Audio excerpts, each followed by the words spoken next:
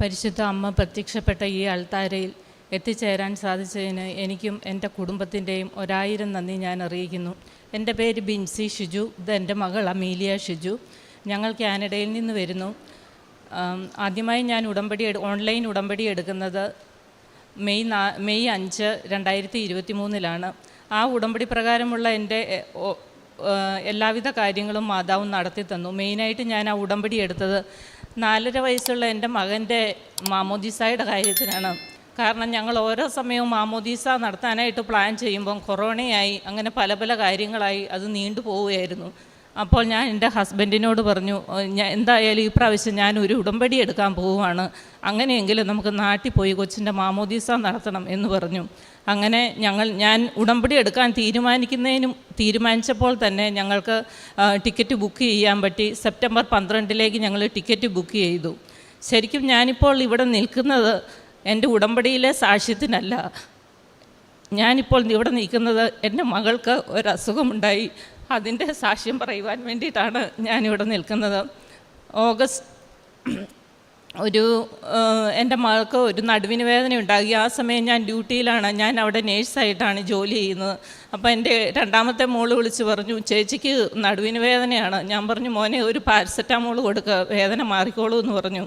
അത് കഴിഞ്ഞിട്ട് പാരസെറ്റാമോൾ കഴിച്ചു. ഞാൻ വീട്ടിൽ വന്നപ്പോൾ എല്ലാവരും കിടന്ന് ഭയങ്കര ഡാൻസും പാട്ടും ഒക്കെയാണ്, കുഴപ്പമൊന്നുമില്ല. പിറ്റേ ദിവസം കൊച്ചിന് കട്ടിലേന്ന് എണീക്കാൻ പറ്റുന്നില്ല, നടക്കാൻ പറ്റുന്നില്ല. അപ്പോൾ തന്നെ ഞങ്ങൾ ഫാമിലി ഡോക്ടറെ വിളിച്ചു ബുക്ക് ചെയ്തു. കൊച്ചിനെ കൊണ്ട് ഡോക്ടറെ കാണിക്കാനായിട്ട് പോയി.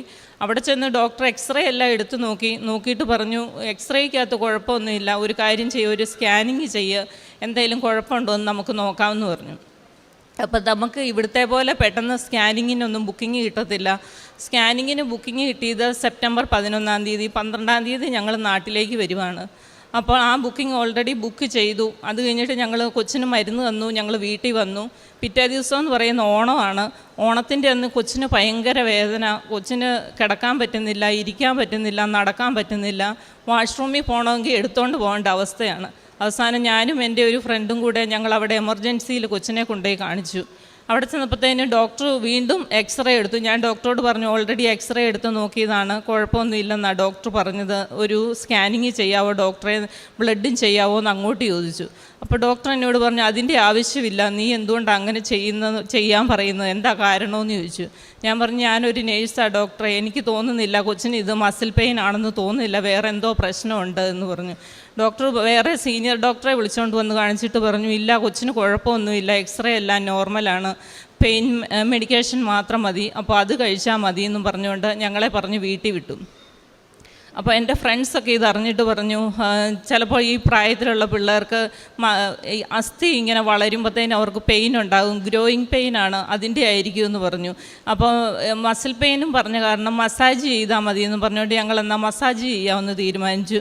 അപ്പോൾ ഈ സമയമൊക്കെ ഞാൻ പ്രാർത്ഥിക്കുന്നുണ്ട്. അതിന് മുന്നേ തന്നെ ഞാൻ ഈ ഉടമ്പടിയൊക്കെ എടുത്തതായ കാരണം ഞാൻ പ്രത്യക്ഷീകരണ പ്രാർത്ഥനയും വിശ്വാസ പ്രമാണവും എല്ലാം മുടങ്ങാതെ ചെല്ലുകയും, അന്നേരം ഞാൻ ഉടമ്പടിയിലല്ല, എൻ്റെ ഉടമ്പടിയുടെ കാലാവധി തീർന്നായിരുന്നു. ഉടനെ നാട്ടിൽ പോകുന്ന കാരണം ഞാൻ വിചാരിച്ചു, സെപ്റ്റംബർ 12 നാട്ടിൽ പോവുകയാണല്ലോ, ഞാൻ നാട്ടിൽ ചെന്നിട്ട് തീർത്ഥാടന ഉടമ്പടിയെ ഇനി എടുക്കുന്നുള്ളൂ, ഓൺലൈനിൽ ഞാനിനി എടുക്കുന്നില്ല എന്ന് വിചാരിച്ചു. പക്ഷേങ്കിൽ പ്രത്യക്ഷീകരണ പ്രാർത്ഥനയും ബാക്കി മറ്റു പ്രാർത്ഥനകളും അച്ഛൻ്റെ സ്പീച്ചും സാക്ഷ്യങ്ങളും എല്ലാം ഞാൻ കാണാറുണ്ടായിരുന്നു. ആഴ്ചയിൽ ഒരു ദിവസം ഉപവസിക്കാറുണ്ടായിരുന്നു, എല്ലാ കാര്യങ്ങളും ഞാൻ ചെയ്യാറുണ്ടായിരുന്നു. അങ്ങനെ ഞങ്ങൾ തിരുമിക്കാൻ തീരുമാനിച്ചു. അപ്പം ഞാനിങ്ങനെ ചിന്തിക്കുന്നുണ്ട്, എൻ്റെ ദൈവമേ, എവിടുന്നെങ്കിലും കുറച്ച് തൈലം കിട്ടുവാണെങ്കിൽ അത് തേച്ചാൽ എൻ്റെ കൊച്ചിൻ്റെ വേദന മാറും. അപ്പം ഞാനിങ്ങനെ പ്രാർത്ഥിച്ചു കഴിഞ്ഞപ്പോൾ തന്നെ ഞങ്ങളുടെ ഒരു ഫ്രണ്ട് അറിയാവുന്ന ഒരാൾ പറഞ്ഞു, ഓക്കെ ഞാൻ വരാൻ തീരുമാനം പറഞ്ഞു. അപ്പം പുള്ളിക്കാരൻ തിരുമാൻ വന്നു, കൊച്ചിനെ തിരുമി. ആദ്യത്തെ ദിവസം കുഴപ്പമൊന്നുമില്ല, വേദന കുറവുണ്ടെന്ന് പറഞ്ഞു. അപ്പോൾ പിറ്റേ ദിവസം വീട്ടിലേക്ക് ചെല്ലാൻ പറഞ്ഞു. അപ്പം ഞങ്ങൾ കൊച്ചിനെയായിട്ട് വീട്ടിൽ പോവുകയാണ്. കാറ് അനങ്ങുമ്പോഴത്തേനും കൊച്ചു കിടന്ന് കരയാൻ തുടങ്ങുവാണ്. അവസാനം ഞങ്ങൾ വീട്ടിൽ ചെന്നു. അവിടെ ചെന്നപ്പോഴത്തേനും ഞാൻ കാണുന്നത് കൃപാസന മാതാവിൻ്റെ ഫോട്ടോയാണ്. അപ്പം ഞാൻ ചോദിച്ചു, ഓഹോ, നിങ്ങൾ കൃപാസന മാതാവിൻ്റെ ഫോട്ടോ ഉണ്ടല്ലോ, നിങ്ങളുടെ ഈ തൈലം ഉണ്ടോ, ഉണ്ടെങ്കിൽ എൻ്റെ കൊച്ചിൻ്റെ മേത്തിച്ചിട്ട് തേക്കാവോ എന്ന് ചോദിച്ചു. അപ്പോൾ അവർ പറഞ്ഞു, അതിനെന്നാ ചേച്ചി, ഒരു കുഴപ്പമില്ലെന്നും പറഞ്ഞ് അവർ ആ തൈലവും തേച്ച്. പുള്ളിക്കാരൻ ഈ തിരുമുന്ന ആൾ ഓൾറെഡി ഉടമ്പടിയിലുള്ള ആളായിരുന്നു. അപ്പം പുള്ളിക്കാരൻ പ്രാർത്ഥിച്ചിട്ട് ഉടമ്പടി തൈലവും തേച്ച് കൊച്ചിനെ തിരുമി. കുറച്ച് കഴിഞ്ഞപ്പോഴത്തേനും കൊച്ച് എണീറ്റ് നടക്കാൻ തുടങ്ങി. കൊച്ചിൻ്റെ വേദന അന്നേരത്തേനും കുറഞ്ഞു. അപ്പം കൊച്ചു പറഞ്ഞു, അതിന് മുന്നേ കൊച്ചു പറഞ്ഞു എനിക്ക് നടക്കാനുള്ള കോൺഫിഡൻസ് പോയി, എനിക്ക് പേടിയാണ് നടക്കാനെന്ന് പറഞ്ഞു. അത് ഇപ്പം പറഞ്ഞു തൈലം തേച്ച് കഴിഞ്ഞപ്പോൾ എനിക്കൊരു കോൺഫിഡൻസ് വന്നിട്ടുണ്ട് എന്ന് പറഞ്ഞു. അങ്ങനെ അവസാനം വീണ്ടും ഞങ്ങൾ 3 ദിവസം അദ്ദേഹം പറഞ്ഞു 3 ദിവസം തിരുമണമെന്ന് പറഞ്ഞു. അപ്പം ഞങ്ങൾ തീരുമാനിച്ചു. രണ്ടാമത്തെ ദിവസം വന്നപ്പോഴത്തേനും മാതാവിൻ്റെ കാശ് രൂപം കൊച്ചിൻ്റെ കൈ കൊടുത്തിട്ട് പറഞ്ഞു, മോൾ ഇത് പിടിച്ചോ, ഇനി വീട്ടിൽ വരുമ്പോൾ ഈ കാശ് രൂപം പിടിച്ച് നടന്നു വേണം കയറി വരാനായിട്ട് എന്ന് പറഞ്ഞു. അതുവരെ ഞാനും എൻ്റെ ഹസ്ബൻഡ് ഫ്രണ്ട്സും എല്ലാം കൊച്ചിനെ എടുത്തോണ്ടാണ് പോകുന്നത്, തീരുമാനമായിട്ട് കൊണ്ടുപോകുന്നത്. ഒട്ടും കൊച്ചിന് നടക്കാൻ പറ്റുന്നില്ല. അവസാനം സെപ്റ്റംബർ 11 ഇതിൻ്റെ ഇടയ്ക്ക് കൊച്ചിന് വേദന കുറഞ്ഞു. അപ്പോൾ 10-ാം തീയതി ആയപ്പോഴത്തേനും വേദന കുറച്ച്. ഞങ്ങൾ തീരുമാനിച്ചു വേദന കുറഞ്ഞല്ലോ, ഇനിയിപ്പം നാട്ടിൽ പോകാമല്ലോ എന്ന് തീരുമാനിച്ചു. നാട്ടിൽ ചെന്നിട്ട് ബാക്കി ട്രീറ്റ്മെൻറ്റ് ചെയ്യാം. ഇതിൻ്റെ ഇടയ്ക്ക് എനിക്ക് ജോലിയുണ്ട്, ഞാൻ 2 സ്ഥലത്തായിട്ടാണ് ജോലി ചെയ്യുന്നത്. അപ്പോൾ അവിടെ വിളിച്ച് പറഞ്ഞപ്പോഴത്തേനും എല്ലാവരും എന്നോട് പറഞ്ഞു, കൊച്ചിൻ്റെ കാര്യമല്ലേ, നീ പെട്ടെന്ന് നാട്ടിൽ പൊക്കോ, ഒരു കുഴപ്പമില്ലാതെ മാതാവ് എൻ്റെ ഡ്യൂട്ടി എല്ലാം എനിക്ക് ആ സമയത്ത് അറേഞ്ച് ചെയ്തു തന്നു. അതിന് ശേഷം സെപ്റ്റംബർ 11-ാം തീയതി ഞങ്ങൾ രാവിലെ 7:30-ക്കാണ് കൊച്ചിൻ്റെ സ്കാനിങ്ങിൻ്റെ അപ്പോയിൻമെൻറ്റ് കിട്ടിയത്. അപ്പം ഞങ്ങൾ സ്കാനിങ് ചെയ്യാനായിട്ട് ഞങ്ങൾ പോവുകയാണ്. അവിടെ ചെന്ന് സ്കാൻ ചെയ്ത് കഴിഞ്ഞപ്പോഴത്തേനും ഡോക്ടർ എന്നോട് പറഞ്ഞു കൊച്ചിന് എമർജൻസി ആയിട്ട് സീറ്റ് ചെയ്യണമെന്ന് പറഞ്ഞു. അപ്പോൾ ഞാൻ ചോദിച്ചു, ഡോക്ടറെ കൊച്ചിനിപ്പോൾ കുഴപ്പമില്ലല്ലോ, എമർജൻസി സീറ്റിയുടെ ആവശ്യം എന്താണ്, എനിക്ക് കാരണം അറിയണമെന്ന് പറഞ്ഞു. അപ്പോൾ ഡോക്ടർ പറഞ്ഞു കൊച്ചിൻ്റെ അപ്പൻഡിക്സ് കാണാൻ പറ്റുന്നില്ല, അതേപോലെ കൊച്ചിന് ഇൻഫെക്ഷൻ ആണ്, 2 സൈഡിൽ വയറിൻ്റെ 2 സൈഡിൽ ഇൻഫെക്റ്റഡ് ആയിട്ടിരിക്കുന്നു, അത് ഡ്രെയിനേജ് ചെയ്ത് കളയണം എന്ന് പറഞ്ഞു. അങ്ങനെ ഞങ്ങൾ വീണ്ടും ഹോസ്പിറ്റലിലേക്ക് പോവുകയാണ്. എമർജൻസി ചെന്നു, കൊച്ചിനെ അഡ്മിറ്റാക്കി.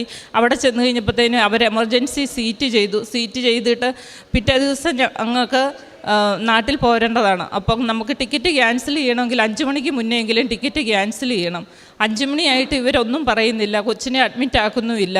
എമർജൻസിയിൽ ഇങ്ങനെ കൊച്ചു വേദനയായിട്ട് കിടപ്പുണ്ട്. അവർ 4 മണിക്കൂർ ഇടവിട്ട് മോർഫിൻ കൊടുക്കുന്നു, പക്ഷേ കൊച്ചിന് അതിൻ്റെ യാതൊരു എഫക്റ്റും കിട്ടുന്നില്ല.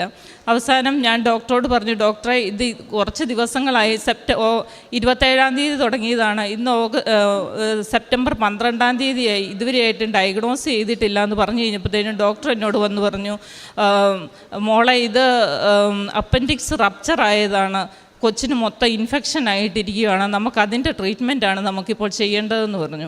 അങ്ങനെ കൊച്ചിനെ അഡ്മിറ്റാക്കി.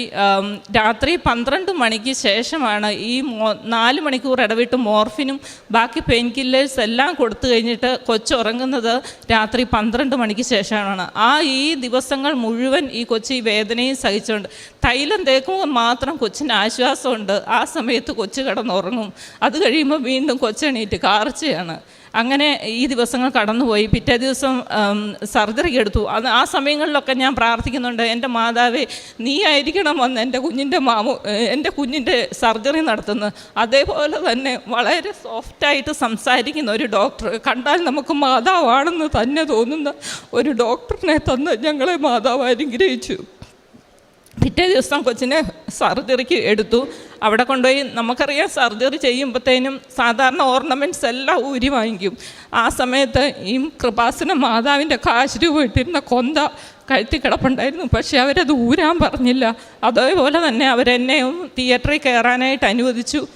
കൊച്ചിന് അനസ്തേഷ്യ കൊടുക്കുന്ന സമയം വരെ എനിക്ക് ഹോസ്പിറ്റലിൽ തിയേറ്ററിൻ്റെ അകത്ത് കൊച്ചിൻ്റെ അടുത്ത് നിൽക്കാൻ പറ്റി. അതിനുശേഷം ഡോക്ടർ എന്നോട് ചോദിച്ചു, നിനക്ക് നിൽക്കണോ, നീ ഒരു നേഴ്സല്ലേ എന്ന് ചോദിച്ചു. അപ്പം ഞാൻ പറഞ്ഞു, ഇല്ല ഡോക്ടറെ, ഞാൻ ഇറങ്ങുവാന്ന് പറഞ്ഞു. അപ്പോൾ ഇതിന് ശേഷം വീണ്ടും 10 ദിവസം കൊച്ചു ഹോസ്പിറ്റലിൽ കിടന്നു. അതിനുശേഷം ഡിസ്ചാർജായി വീട്ടിൽ വന്നു. വീണ്ടും 2 ദിവസത്തിന് ശേഷം, പക്ഷേ ഈ സമയങ്ങളിലെല്ലാം ദൈവത്തിൻ്റെ ഒരു അനുഗ്രഹം ഉണ്ടായിരുന്നു. ഈ CT സ്കാൻ ഓരോ തവണ റിപ്പീറ്റ് ചെയ്യുന്നതും ആ സമയം ദൈവം കാണിച്ചു തന്നത് 2:30 ആ 2:30 ഈ CT സ്കാൻ എല്ലാം നടന്നുകൊണ്ടിരുന്നത്. അപ്പം പിന്നീടാണ് എനിക്കത് മനസ്സിലായത്. ഞാൻ ഓരോ ടോക്കും അച്ഛൻ്റെ കേൾക്കുമ്പോൾ അച്ഛൻ പറയും, മാതാവിൻ്റെ ഇടപെടൽ നമ്മൾ സമയത്തിലൂടെ കാണിച്ചു തരുമെന്ന്. ആ 2:30 പറഞ്ഞത് മാതാവിൻ്റെ ഇടപെടൽ ഞങ്ങളെ കാണിച്ചു തന്നതായിരുന്നു. അതിനുശേഷം വന്നു. 2 ദിവസം കഴിഞ്ഞ് വീണ്ടും വേദനയായി, വീണ്ടും ഹോസ്പിറ്റലിലേക്ക് പോവുകയാണ്. അപ്പം ഞാൻ ചിന്തിച്ചു, എൻ്റെ മാതാവേ നീ എല്ലാം കുറച്ച് തന്നു, എന്നിട്ട് നീ ഞങ്ങളെ വീണ്ടും ഹോസ്പിറ്റലിലേക്ക് വിളിക്കുവാണോ, എന്താണ് ഇതെന്ന് ഞാൻ മാതാവിനോട് പ്രാർത്ഥിച്ചു. വീണ്ടും പിറ്റേ ദിവസം CT പറഞ്ഞു. ആ CTയും വീണ്ടും 2:30 CT സ്കാൻ വന്നേക്കുന്നത്. അപ്പോൾ ഈ കാശ് രൂപം കയ്യിൽ പിടിച്ചുകൊണ്ട് ഞാൻ മാതാവിനോട് പ്രാർത്ഥിച്ചു. എൻ്റെ മാതാവേ, CT സ്കാനിൻ്റെ മെഷീനിൽ ഞാൻ കുരിശ് വരച്ച് പ്രാർത്ഥിച്ചു. എൻ്റെ മാതാവേ, ഇനി ഒരിക്കൽ പോലും എൻ്റെ കുഞ്ഞിന് ഈ CT റൂമിൽ കയറാൻ ഇടപെടരുത്, എൻ്റെ കുഞ്ഞിനെ കാത്തോളണമേ. തിരിച്ചിറങ്ങി വന്നപ്പോഴും ഞാൻ ആ റൂമിൻ്റെ വാതിക്കെ വരച്ച് ഞാൻ പ്രാർത്ഥിച്ചു, എൻ്റെ കുഞ്ഞിനെ കാത്തോളണേത്.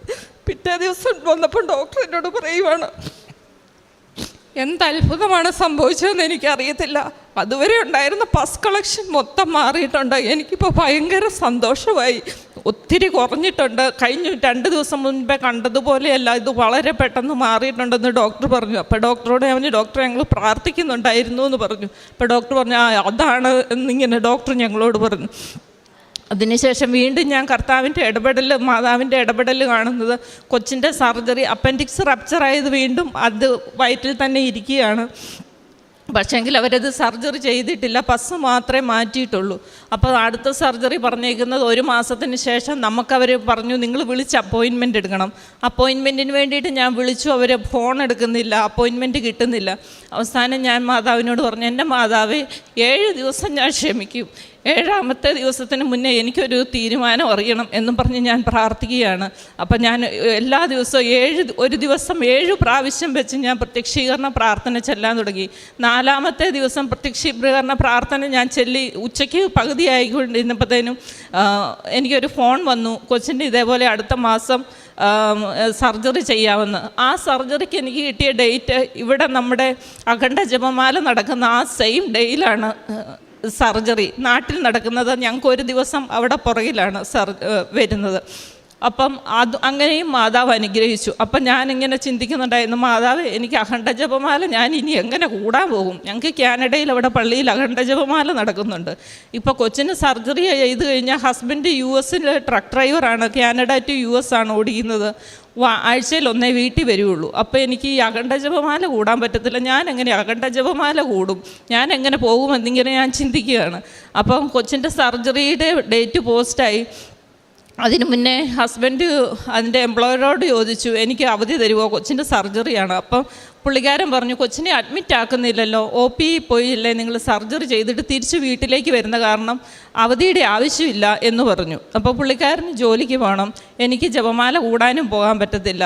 സർജറി തലേദിവസം സർജറി കഴിഞ്ഞ് കൊച്ചിനെ ഒറ്റയ്ക്കിട്ടിട്ട് എനിക്ക് പിറ്റേ ദിവസം ജപമാല കൂടാൻ പോകാൻ പറ്റില്ല. അപ്പം ഞാനിങ്ങനെ വിഷമിച്ചിരിക്കുമ്പോഴത്തേനും ഈ സർജറിയുടെ തലേദിവസം ഹസ്ബൻഡ് എന്നെ വിളിച്ചിട്ട് പറഞ്ഞു, എൻ്റെ ട്രക്ക് കേടായി എന്ന് പറഞ്ഞു. അപ്പം ഞാൻ എടുത്ത വായിലേ പറഞ്ഞു, അത് മാതാവ് കേടാക്കിയതാ, എനിക്ക് നാളെ പള്ളിയിൽ പോകാനുള്ളതെന്ന് പറഞ്ഞു. അന്നേരം ഹസ്ബൻഡ്, നീ അങ്ങനെ സന്തോഷിക്കണ്ട, അവർ വേറെ ട്രക്ക് വിടുന്നുണ്ട് എന്ന് പറഞ്ഞു.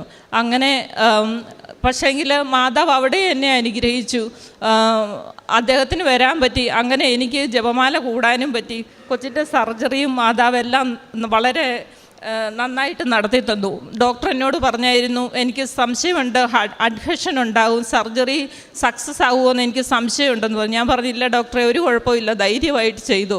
അതേപോലെ തന്നെ കൃത്യം 2:30 സർജറി കഴിഞ്ഞ് ഉച്ചയ്ക്ക് 2:30 കൊച്ചിനെ ഓപ്പറേഷൻ തിയേറ്ററിൽ നിന്ന് ഇറക്കി. ഡോക്ടർ എന്നോട് വന്ന് പറഞ്ഞു, ബിൻസി, ഞാൻ ഭയങ്കര ഹാപ്പിയാണ്, ഒരു അഡ്ഹഷനും ഇല്ല, ഒരു കുഴപ്പവും ഇല്ലാതെ സർജറി കഴിഞ്ഞു എന്നും പറഞ്ഞ കൊച്ചിൻ്റെ അപ്പൻഡിക്സിൻ്റെ ഫോട്ടോ എന്നെ കൊണ്ടുവന്ന് കാണിച്ചു. അങ്ങനെയും മാതാവും ഞങ്ങളെ അനുഗ്രഹിച്ചു. വീണ്ടും ഞങ്ങൾ പ്രാർത്ഥിച്ചു.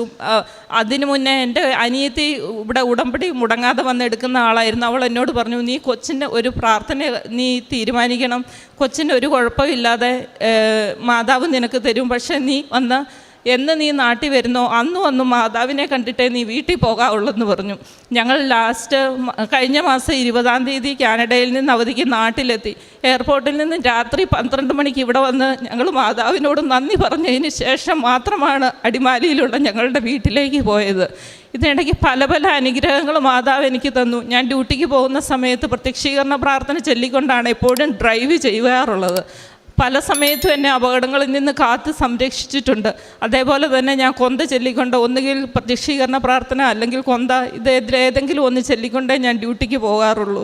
ഈ സമയങ്ങളിലെല്ലാം അപകടങ്ങളിൽ നിന്ന് മാതാവ് എന്നെ സംരക്ഷിച്ചിട്ടുണ്ട്. ഇന്നാണ് അതിനുശേഷം ഇന്ന് ഞാൻ ഇവിടെ വന്ന് തീർത്ഥാടന ഉടമ്പടി എടുത്തു. അടുത്ത ഞായറാഴ്ച ഞങ്ങൾ തിരിച്ച് കാനഡയിലേക്ക് പോവുകയാണ്. മാതാവ് തന്ന എല്ലാ അനുഗ്രഹങ്ങൾക്കും നന്ദി പറയുന്നു.